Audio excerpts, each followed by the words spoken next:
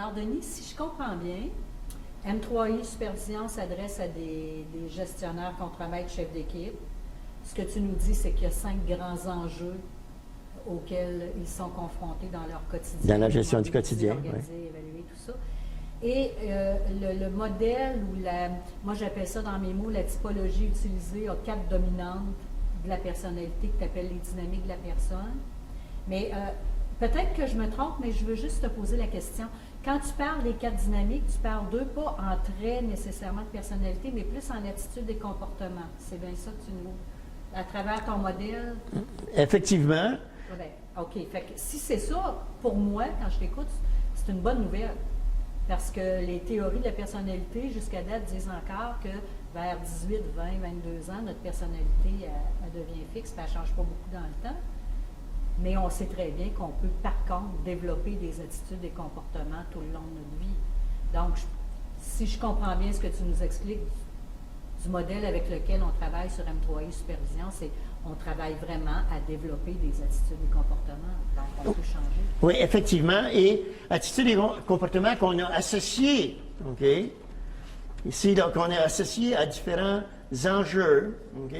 Qui sont organisés, mobilisés, etc., communiqués, et puis qui sont identifiés, OK? On apparaît ça ici, OK? Qui sont identifiés en fonction des personnes qu'on va rencontrer. À titre d'illustration ici. S'impliquer beaucoup dans les discussions. Okay. C'est un des constituants qui est une attitude, okay, mais très importante quand vient le temps de mobiliser les gens, et mobiliser les gens qui agissent plus à la manière des artistes explorateurs.